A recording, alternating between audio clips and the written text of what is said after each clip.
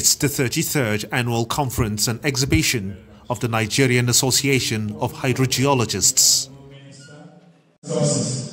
Federal Republic of Nigeria, His Excellency. Within minutes of its kickoff, the Minister of Water Resources arrives. The Nigerian Association of Hydrogeologists is right there. Please put your hands together for him. Anthem taken and straight into the business of the day. The minister, who would today give the keynote address, rises to the podium. A cross-section of professional bodies, geological scientists, environmentalists and more are present. The Minister of Water Resources, in his submission, reckons on the need for a holistic approach to answer the flooding challenge. As I conclude this address, I wish to use this opportunity to place on record the invaluable contributions of the Nigerian Association of Hydrogeologists to the water sector, of which I am a member. While commending your technical advisory role as well as your various capacity building programs for the promotion of best practices in the fields of hydrogeology and geosciences in the country. No doubt such commendable initiatives have resulted in the sustainable development and management of the nation's water resources. And I urge you to keep it up. However, I seek more support of your professional association and other regulatory bodies such as COMEG, in stamping out quackery and all forms of unprofessional practices in the water sector in order to accelerate our journey towards meeting the Sustainable Development Goal 6 by 2030. On his part, the President, NAH, Dr. Martin Saduvier, says that the association is contributing its quota towards finding lasting solutions to the myriads of challenges in water resource management in the country. The association is contributing its quota towards finding solutions to the challenges in water resources management in the country. Some of the achievements recorded by the association include but not limited to the following: presentation of memoranda to the National Council of Water Resources on the need for engagement of relevant professionals and adaptation of the code of practice for waterway construction, SCP 020-22010 ICS 232004.10 by state government, which is expected to reduce and stamp out quackery in the bottling industry in Nigeria and other technical issues. Many listened in rapt attention to the submissions by guest speakers, which culminated in the release of its communique. Fellow Nigerian Society of Engineers. This was quickly followed by the launching of the Water Resources Journal, which marks the high point of the day. Association of Hydrogeologists. Ladies and gentlemen, the President is leading the Honorable Minister and other members of the High Table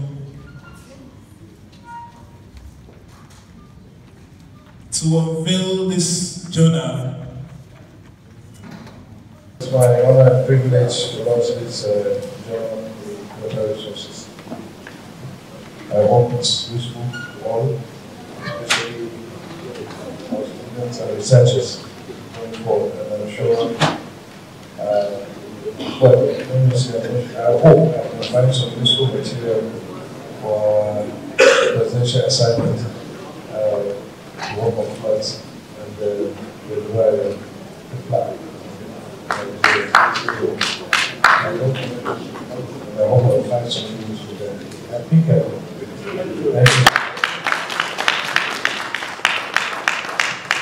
Thank you very much, Honorable Minister.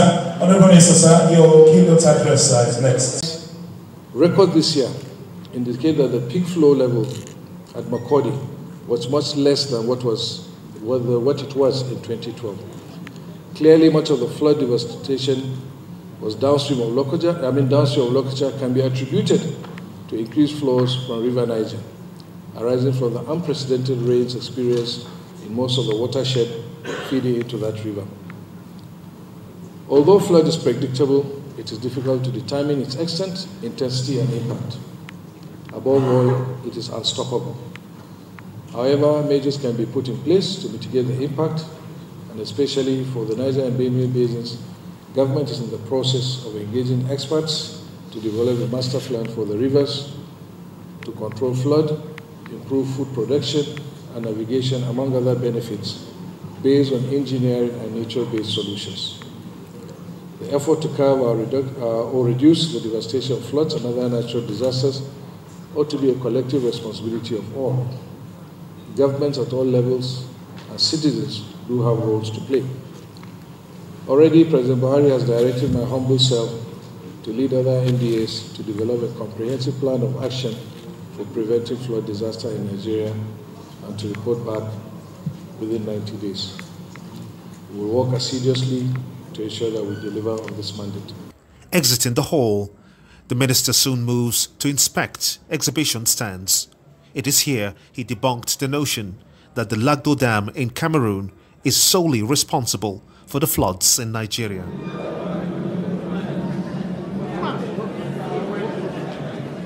We know the solutions. Some are technical, some are nature-based, but to rely to say that only the fact that a dam is not built is the reason why we're having flood is hogwash. Dams can check flooding temporarily, but if we have unprecedented rainfall like we had this year, no dam can stop it. At the end of the day, it's either you open the dams and allow the water to go, or you allow the water to overflow and break the dam, so which is worse. So yes, dams can reduce flooding, but up to a point. And then this year, I can assure you, even if Dancing Hausa was there, it would not have reduced the flood. And we have said it that even the contribution of River Benue this year to the flooding in Lokoja is not even as much as it was in 2012. So that debunks the claim that Lagdo Dam is the dam that is responsible, or the lack of construction of Dancing Hausa is the issue. But that is not to say that we're not working on Dancing Hausa. We have a plan. The detailed engineering design is being done. Hopefully the consultants will submit by the first quarter of next year. But it's not the only dam that is required. We need many, many more dams on tributaries of River Benue. But like I said again, these are, yes, they can check flooding under normal situations.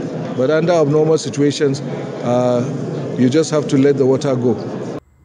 But the essence of the conference will not be misplaced. So the theme is actually prospects and then challenges of water, sanitation and hygiene in Nigeria.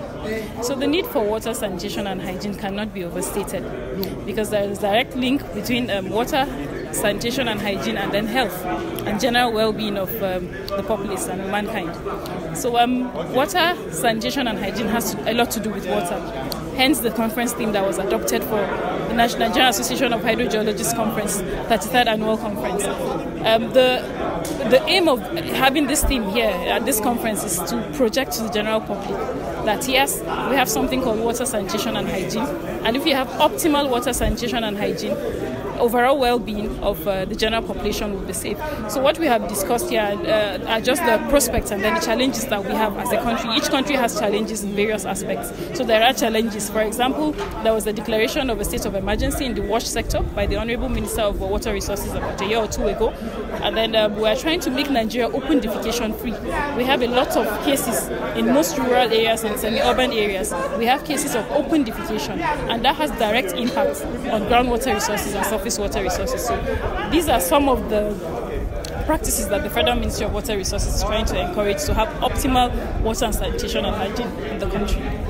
She's not the only one who by extension holds deep concerns over management of water resources and the correlation established between water aquifers and surface water in the country. There are certain countries whereby most part of the year they are always in sort of a glaciated area. You have a lot of snow. It means they have shorter periods to be able to crop. So like southern part of Italy, the Focino Plain, they have similar situation. What they've done is that it's motorized approach with the people in the agricultural genetic side, whereby you can put a seed that within short period, it can germinate within 1 month. So that within that critical period, like for Nigeria dry season, you can plant a crop 3 times within dry season. So the rainy season, you leave the flood to go. However, flood has positives because nutrients that are within the benthic side of the river normally flow back and they increase the fertility of the soil. So you can be able to take leverage on that and then plant within the period. Then when rain begins by February, when NIMET and NIMES bring out their early warning, then you do that place. Then another suggestion again is that we do more like simulation. Simulation you will now be able to do in such a way that just like the Honorable Minister have just said, the worst case scenario in terms of rain. So you'll be able to do this kind of simulation in such a way that, okay, the Benue this year, it has overflanked 20 meters away. What are the worst case scenario in terms of rain that is going to worse than 2012? Where will the water be? So that all structure will be after that. So it's sort of multidisciplinary approach in terms of water, agriculture, housing, planning, works, etc., etc. Actually, as the Honorable Minister even has said in his welcome address that, what's happening with regard to this flooding, there is also a climate change that happening in Nigeria for along this year, and this affect that has brought about the flooding, and really even the Honorable Minister has advised those that are in the riverine area and close to watershed that they should at least vacate the area, because maybe similar occurrence may occur in future. So that's the advice of the Honorable Minister. A staff of the National Water Institute, Kaduna, believes that access to quality groundwater is key to sustainable water sanitation and hygiene. Everything is trending towards WASH, that is water, sanitation and hygiene. We're trying to bring down these figures. It's scary to think that 70 million Nigerians do not have access to drinking water. This is largely due to so many reasons. It's industrialization, where with the encroachment of industrialization into regions that would normally have good water, you have human that's anthropogenic activities encroaching into these areas, and that would they build up waste that eventually end up into this water that would have ordinarily been used for drinking purposes. Then again, agriculture. The fertilizer that we use for agriculture leaches into the groundwater and contaminates it, giving it a high buildup of heavy metals within the areas that ordinarily would have been used for, that would not have had heavy metals intrusion into it. So this is what brings about the very high level of poor quality water. But as it is right now, we are working on processes and modalities that will bring about better quality of drinking water, and that would include the further usage of organic fertilizers in lieu of the chemical fertilizer. Organic fertilizer would not add up or build up the metal build-up, the heavy metal build-up into the groundwater. Questions? Proceedings soon broke to presentation sessions. One after the other, these views were all geared towards better governance and water harnessing concepts. And to find out the reason why the evidence of the As hydrogeologists attending this conference deliberate on the best possible ways to address the challenges of depleting aquifers and pollution of same under pressure, it may just be time for the final push by the government to ensure that finances and legislation form the needed vertical integration to make efforts here impactful and lasting.